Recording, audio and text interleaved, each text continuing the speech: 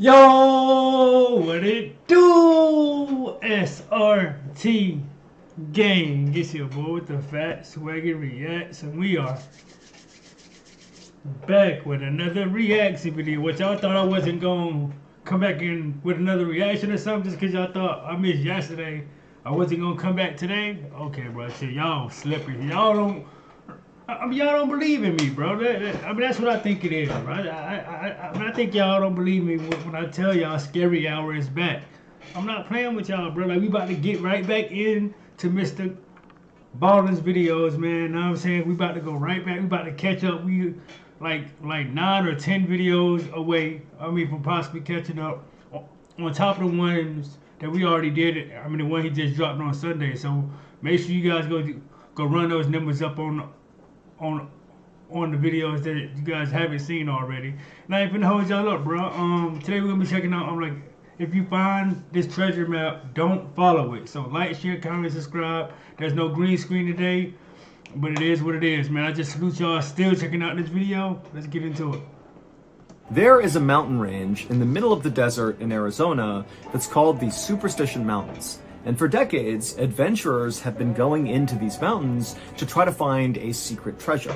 But many of those adventurers have died trying to do this, and many more have come running out of those mountains claiming that unseen predators are lurking all around, stalking you as you move through these mountains. What? And so today's story is going to be about one of those adventurers who goes into the superstitions, and he comes face to face with something. But before we get into that story, if you're a fan of the strange, dark, and mysterious delivered in story format, then you've come to the right place because that's all we do, and we upload once a week. So if that's of interest to you, the next time you're at the like button's house, please replace their favorite cologne with tuna juice.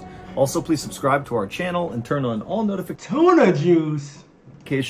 So you don't miss any of our weekly up. June 14th, 1931, a 59-year-old man named Dr. Adolf Ruth climbed off his donkey that he'd been riding on for hours through the Superstition Mountains in Arizona. Once he was off the animal, the doctor shook his legs to work out the cramps, and then he just took in the scenery all around him, and as he did, he smiled. Now, to the average person, what Dr. Ruth was seeing in front of him would look very impressive. There were all these jagged peaks on either side of him that jutted straight up into the sky that almost looked so steep they couldn't even be climbed. And this mountain range was cut through all over with all these twisting and turning canyons that almost seemed like a maze. Also, high up in these mountains were all these caves where people used to live, but now they were abandoned. In fact, today, if you were to travel through the Superstition Mountains, you could go days without seeing another person. And that was true back in 1931 when Dr. Ruth was there. But Dr. Ruth knew that where he was standing right now, between two towering rock walls,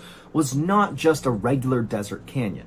This particular stretch of desert was about to make Dr. Ruth a very rich man. He was going to be the very first person to actually find the Lost Dutchman gold mine. The same Lost Dutchman gold mine that had claimed the lives of hundreds of other treasure seekers who had come into the Superstition Mountains and not come out again. But Dr. Ruth knew he had a special advantage that nobody else who had come out here looking had had. He had a treasure map that was going to show him where this treasure was, and he knew it was right nearby.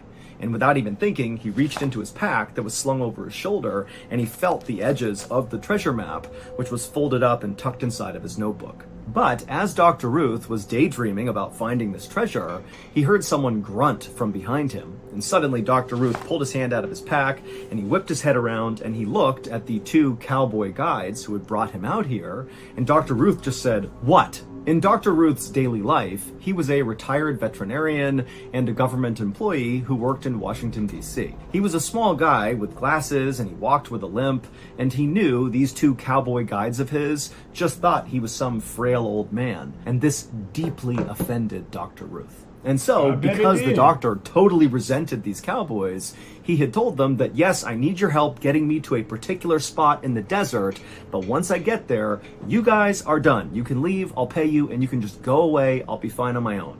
And as it happened, they had reached this particular spot, and now Dr. Ruth is looking at these guys like, all right, let's go, get out of here, you don't need to be here anymore. But the cowboys, now that they were at this spot where they're supposed to go back home, they kind of hesitated before they left, because they looked at Dr. Ruth and they did think he was kind of a frail old man, and they knew all about how all these people had died going into this canyon to look for this treasure. And so the cowboy who had kind of cleared his throat and made a noise to get Dr. Ruth to turn around, he chimed in and said, you know, doctor, I don't know if this is a good idea for you to go in there on your own. Right. And Dr. Ruth, again, is super offended, and he just says to the cowboy, I'm fine, just go. I'm gonna set up camp, I'm good, get out of here. And then Dr. Ruth pulled out his wallet, he handed some money to the cowboys. The cowboys took the money, they looked at each other and just kind of shrugged, and then the cowboys turned around and began galloping away. And as they did, Dr. Ruth was standing there feeling kind of proud of himself for getting rid of these guys. But as they kind of faded into the distance, Dr. Ruth turned back around and he looked out at the landscape. And suddenly, now that he was actually all alone, a lot of his bravery was now gone. Now he was feeling, you feel me? Because, like, look at that picture, bro. now that like, he was actually... all that by yourself, bro. Like, you gonna freak out, bro. Especially, like, if you don't know the area like that. If these guys know the area, I would have kept them with me. I mean, that's just me, though. Know what I'm saying? Like, but, hey. I mean, Dr. Ruth got it. Actually all alone. He got the map. A lot of his bravery was now gone. Now he was feeling maybe a little apprehensive. But Dr. Ruth reminded himself that he knew what he was doing. He was not a frail old man, despite the way he looked. He could handle himself, and he certainly knew this area well. He had a map. He'd be in Okay, never mind. So he do know the area well. Never mind. But, hey, let's go. and out. He would get that treasure, and then he'd be rich and famous. And so, with that in mind, Dr. Ruth grabbed his things off the ground, he hopped back on his donkey, and he began slowly marching his way deeper into the canyon. Here's one thing you need to do before buying anything online. Don't spend another dime on Amazon until you watch this first. A little while later, as the sun was starting to set, Dr. Ruth decided it was time to stop, and so he stopped his donkey, he hopped off, he found a clearing by the side of the trail, and he began setting up his campsite. And then finally, once the canvas tent was all set up and his campsite was good to go, Dr. Ruth started a small fire, and then he rolled a small boulder in front of the fire, and he sat down on it, and then he reached into his pack, and he pulled out that notebook, and from inside the notebook, he pulled out the old fragile treasure map. Dr. Ruth's son had acquired this treasure map from a man in Mexico, and this man in Mexico apparently got it from a family that used to do mining in the Superstition Mountains, and they had drawn out this map before apparently they were all massacred inside of the Superstitions, but somehow or another, their map they had drawn about where they thought this treasure was had survived, and so Dr. Ruth's son had gotten this map and given it to Dr. Ruth. And so Dr. Ruth held the map up and he stared at it for a second, and as he did, he couldn't help but be drawn to this huge rock formation way off in the distance. So not on the map, but actually in real life, basically far down the canyon, there was just this massive rock formation. And for a second, Dr. Ruth was looking at it, thinking it kind of looked like a huge, oversized gravestone. And in a way, it kind of freaked him out. But he looked back at the map and he realized there actually was a drawing on this map that clearly represented this big rock formation. And on the map, it had an arrow pointing to this little drawing, and it said this thing, this big rock formation, was called Weaver's Needle. And according to the map, apparently the treasure was right near Weaver's Needle. And so Dr. Ruth was like, great, tomorrow I'll head straight. I'm pretty sure, the story's about to turn. Here we go.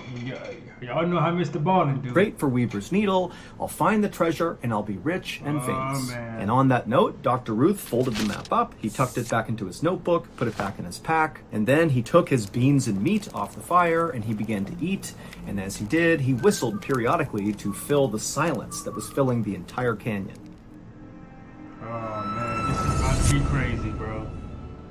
Back when I first started Mr. Ballen, so early 2020, I was doing all my work out of this room in the back of my house in Pennsylvania that was basically like a shed. It definitely was not up to code. Whoever had owned the house before us had built this kind of ramshackle room off the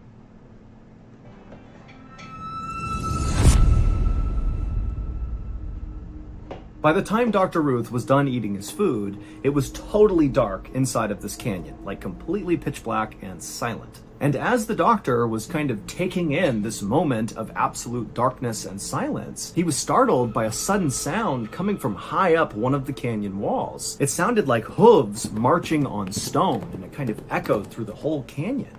And for a second, Dr. Ruth felt relieved, even though he had been adamant, especially to the two cowboy guides, that he wanted to go into this canyon by himself. Now that he was here by himself, and it's so dark and quiet and kind of spooky, he was glad to hear hooves because it meant that must be a person riding a horse, and so I'm not alone anymore. But when Dr. Ruth called out and said, "Who's there?" there was no response. And there were no more hoof sounds. It just went totally quiet again.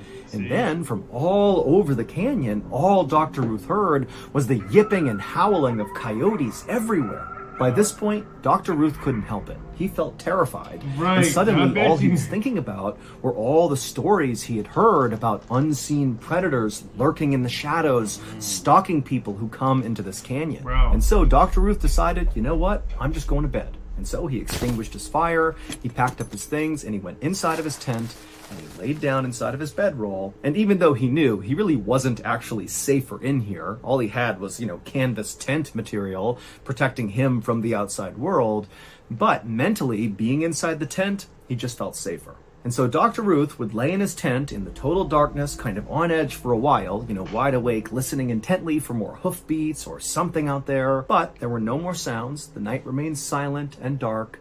And eventually, Dr. Ruth fell asleep.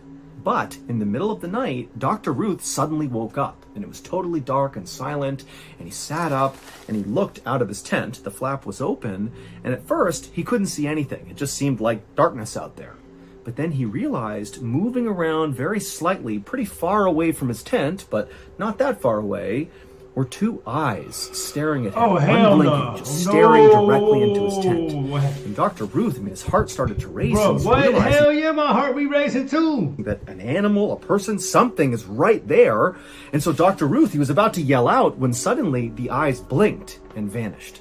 Dr. Ruth fumbled for his gun, and he drew it, and he aimed it out of the tent, and he yelled, "I'll shoot if you come back, I'll shoot!" But there was nothing. Dr. Ruth would stay awake for at least a couple more hours, just anxiously staring out of his tent, wondering if this thing, this person, whatever it was nearby. But he never saw the eyes again, and there were no more sounds outside. And so eventually, Dr. Ruth did lay back down inside of his bedroll, and he went to sleep. When he woke up in the morning, Dr. Ruth immediately went outside and began walking out in the direction where he saw those eyes to see if he could find some tracks on the ground. In his head, he was hoping he would find a bunch of coyote tracks, and that would explain, what these eyes were. Even though in the back of his head, he's thinking that didn't look like a coyote. And so as Dr. Ruth began walking in that direction, he did begin to see loads of coyote tracks all over the place. And so he's thinking, there it is. It was a coyote. My brain's just playing tricks on me. But he got maybe 15 or 20 feet away from his tent, and he noticed there was another set of tracks that were not coyote tracks. They were human tracks, or what appeared to be human tracks, like barefoot. Those ain't no damn who big ass feet is that? Shaq's? Nah, bro. Like that's like a bear or something, bro. Ain't no, look how big, feet tracks, except the size of them were really small, like a child's foot. Now, Dr. Ruth was a really small guy and wore a men's size 6, so he had very small feet. And for a second, Dr. Ruth thought, maybe these are my footprints. But he was like, I wasn't over here, and I wasn't walking around barefoot. So whose tracks were these? And then, making it worse, Dr. Ruth noticed these little prints, these little human-looking prints. They walked all the way over to the side of his tent, and they appeared to circle his tent over and over again. But then the prints didn't wander off and disappear. It's almost like the prints just continued in a circle, and then whatever this was making the prints just stopped where it was and vanished. At this point, Dr. Ruth was terrified, and he decided, let's just go towards Weaver's Needle, let's find this treasure and get out of here. And so he rushed back to his tent, he gathered up his things, he hopped back on his donkey, and he began heading towards Weaver's Needle, the thing that looked like a big gravestone.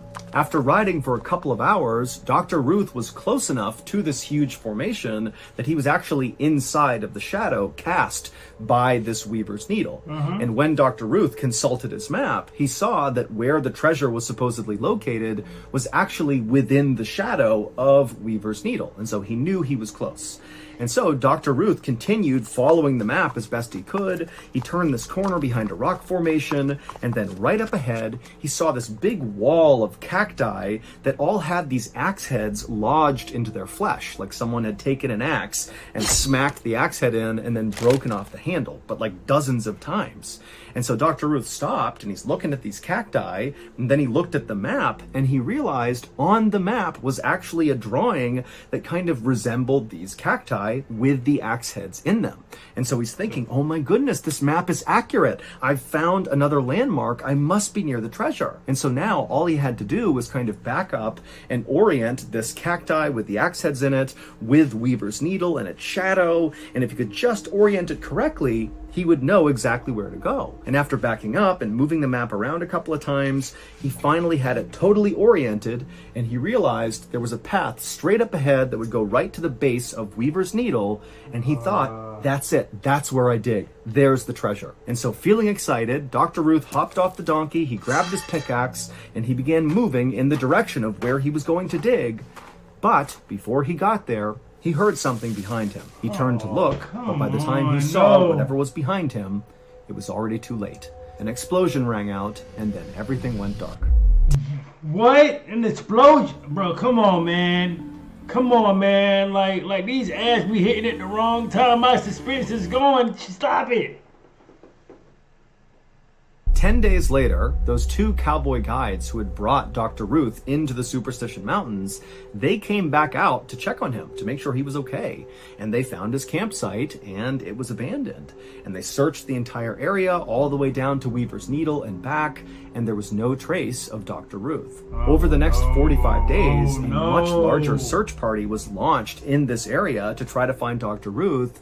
But at the end of those 45 days, there still was no sign of Dr. Ruth. Bro, they were searching for 45 days and couldn't find this guy. Nah, bro. Nah, bro. Ruth. But at the end of those 45 days, there still was no sign of Dr. Ruth.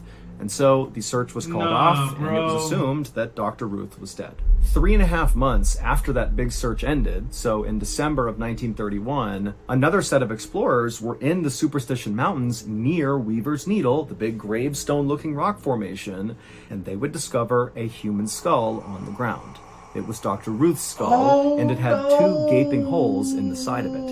A month after that, another set of explorers who were in the Superstition Mountains would find the rest of Dr. Ruth's skeleton located approximately 1 mile away from where his head had been found. What? But while the discovery of Dr. Ruth's body did provide some closure for his family, it actually only deepened the mystery of what the heck is going on in the Superstition Mountains. Because, one, despite the fact that Dr. Ruth's skull had been found with two holes in it, and the fact that his skull was found 1 mile away from the rest of his skeleton, authorities who investigated his death quickly said Dr. Ruth died of natural causes, and they closed the case. And the second weird thing that only deepened the mystery was when they were searching Dr. Ruth's campsite, they would find his checkbook. And inside of his checkbook, there was all this writing that was clearly from Dr. Ruth, writing his checks. And then towards the back of this book, there was a relatively fresh-looking message, and the handwriting looked totally different than Dr. Ruth's handwriting, that just said, Veni, Vidi, Vici, which in Latin means I came, I saw, I conquered. Now, we don't know who wrote this message, but the running theory is whoever very likely killed Dr. Ruth wrote this note inside of his checkbook. But we don't know why they wrote this note.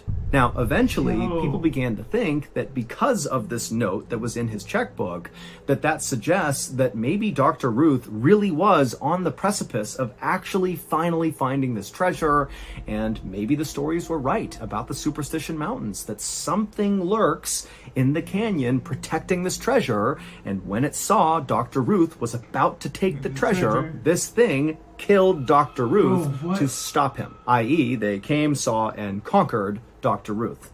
Also, adding to the strangeness of this entire story, in 1945, so 13 years after Dr. Ruth's skeleton was discovered, an adventurer named Barry Storm published a book about his journey to try to figure out what actually happened to Dr. Ruth.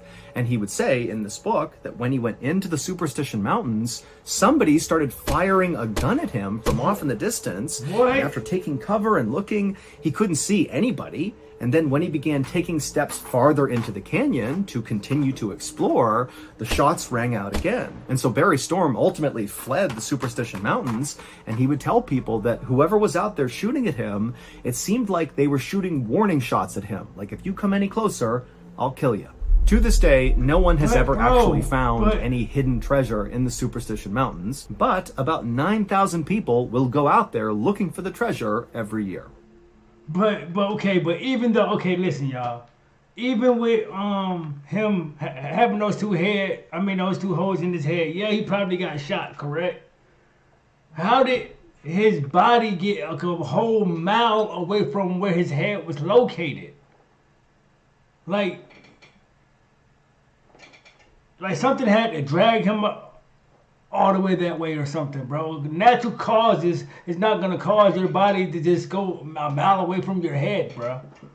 Like, that's crazy, but rest in peace to him, man. Like that's terrible, man. Like God, bro.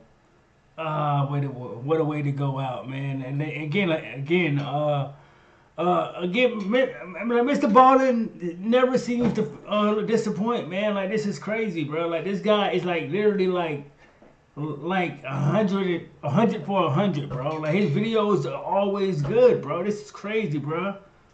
Like, shouts out to y'all for checking out this video, man. I mean, I'm speechless, bro. I really don't even know what to say at the end of that, man. Like I felt like I needed to like find out more, bro. I need to find out more, like what exactly happened. But don't nobody know, and they try to say it's natural causes, which is bullshit.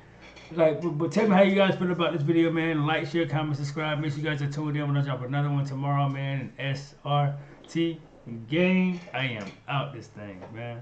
Let's get it.